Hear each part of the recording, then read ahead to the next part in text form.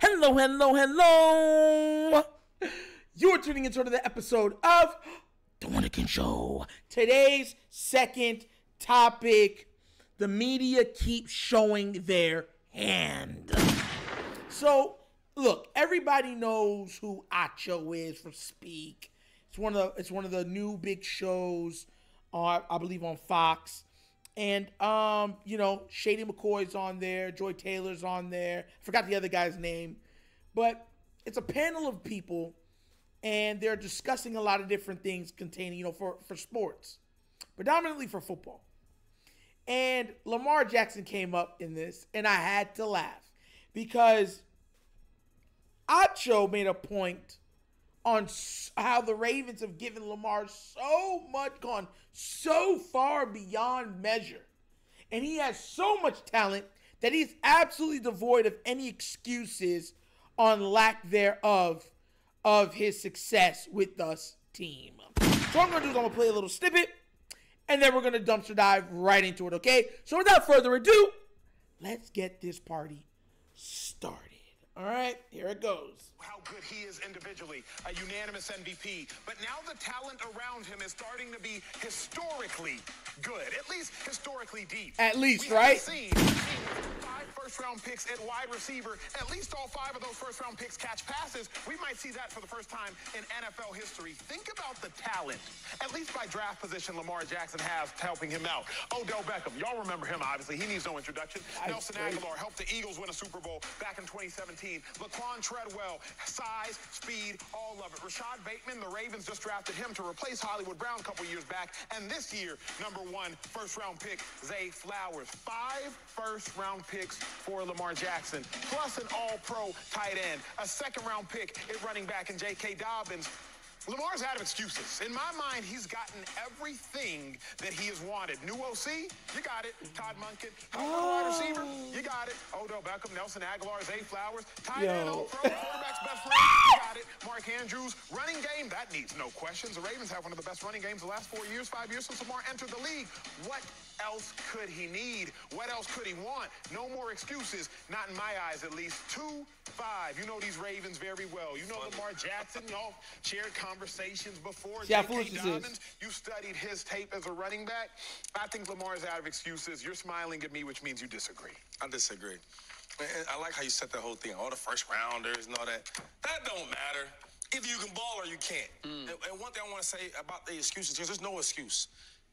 He's in a new offense. I got a chance to meet the young first rounder, Zay Flowers. Yep. And I'm asking about the offense, right? I'm asking about Lamar, et cetera. He was like, Lamar, he throws the ball better than what people thought or what people think. He said, when I was in college, I didn't know he could throw the ball so well. I'm like, yeah, when you get there, you get to learn everything out. But the thing is, it's like a rookie all over again because not only for himself, but for all of them. They're all learning a new offensive scheme. Seriously, that matters, though. If I play with an offensive coordinator for 3 or 4 years, compared to if it's a new thing. Of course. Right now, they're still learning the offense. Compared to in the offseason, when you've been with a coordinator, you're used to it. Okay, day 1, he's going to stall these plays. Okay, day 2, you know what's coming. True. But now, it's all true. These guys are still learning. You talk about having the weapons, right? Some pretty good weapons. Odell Beckham's off a knee injury. Yep, he is. We don't know what to expect. Hopefully, he balls out and taking some more games to get comfortable. He said right now Odell is taking his time, going through the motions, getting the conflicts, et cetera, okay? You talk about Rashad Bateman. He was injured. He's coming off injury. We got to see how he does. You talk about Zay Flowers. He's a rookie. And you know how it is playing as a rookie. It's hard. Am I lying? You're not lying. Okay, so you're not lying. Listen, I'm not trying to come at your point, but we got to be realistic. Like, for us to say, okay, the Ravens should win a championship right now, I don't think that's the main thing, but I don't know if that's realistic. It takes time. I'm not even. Listen, I'm going to stop it there. Because here's the thing. Because I'm going to go in on Acho. So, there's a stat that says that we have 5 first-round draft picks on this team. The last team actually had, I believe it was the 2015 or so Detroit Lions, and they only won 5 games. That's it. And I believe Jeff Garcia was the quarterbacking the team when Jeff Garcia was not a back quarterback when they went 5 and 11. The problem I have with this is that it goes or it harkens back to everything that I have said on this platform. Listen, they don't want Lamar to win.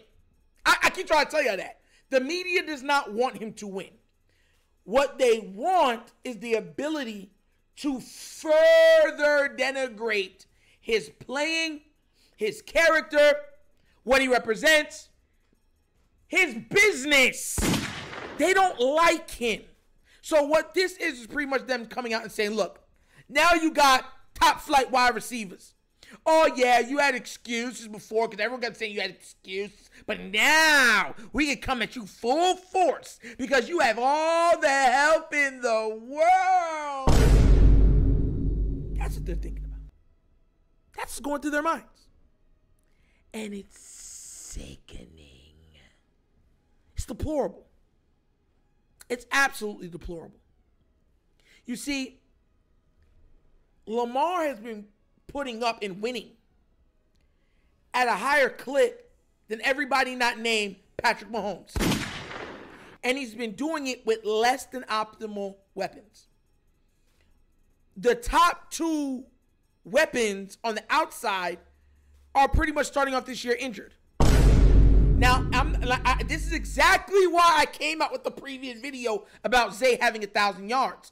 Because if you're trying to get OBJ ramped up for the long, tedious season, and you're trying to get Bateman back to 100, you can't rush them back. Because you're not worried about the beginning of the season. You're worried about the playoffs and the second half of the season, the playoff run. That's when everything starts. The second half of the season, playoffs, that's where they are needed. You get it? So you're not supposed to rush them back. That's everything I do is connected because I'm telling you in here, guys, it's so connected. It's like a puzzle. Oh, yeah. It's always turning and turning and turning. But you see how you said, oh, to me, he has no excuses. He has no excuses, and we should be able to go into him even more. When has Lamar had any excuses? When has the media ever not came after him? When have they not denigrated him? When have they not called him a running back? When have they not said he can't throw? When have they said he could have come from behind? When have they said he wouldn't be able to be a quarterback? Like, they've been wrong this entire time. And they are mad about it. They're uneasy about it. So what they do now is they're like, well, we held him to the standard of everybody else. So to whoever is great or who has much is asked, right? And look, I find it hysterical because it's so disingenuous, right? When you look at, and even now with everything the Ravens have done, if you take Lamar's weapons and you line it up against the weapons that some of these other teams have, where are you placing the Ravens wide receiving core right now in the NFL? I'm not saying he needs the best. I'll never say that. He doesn't need the number one, number two.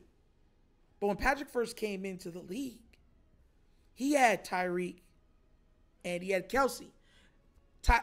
All the stuff that Patrick first did, he had the best tight end and the best deep threat / yak monster in the entire league. That's what he had. Joe Burrow, he had T. Higgins and Tyler Boyd. Then he got Chase after 1 year in the league. Are our weapons comparable to either one of those teams? Maybe now with Kansas City. So fine. Tua, he got Tyreek and Waddle. Is it comparable? Is our wide receiving core comparable to the Eagles? You get wrong. Is it comparable to the 49ers? You get where I'm coming from? The reason why we are so happy is because Lamar was working with absolutely bottom of the barrel. The barrel. The barrel. The slime at the bottom of the barrel that is scraped away. That's what he was working with. So that's why we're so happy that he's finally gotten something else to work with. But this notion, this absolute diatribe that this man put on full display on his own show, stating, well, there's no more excuses for him. Bruh, stop. Stop. All you guys bring up is his playoff success. He is dinged for making the playoffs as a rookie. You guys hold that against him. He didn't even start the whole year. He came into a team that looked like they were not going to make the playoffs, and he goes 6-1 to get them to the playoffs. And you know what y'all did? But he sucks in the playoffs. Look, I'm so tired of the absolute heresy that is spoken and represented by so many faces in the media regarding a Lamar. Because here's the thing, and I'm telling y'all this right now.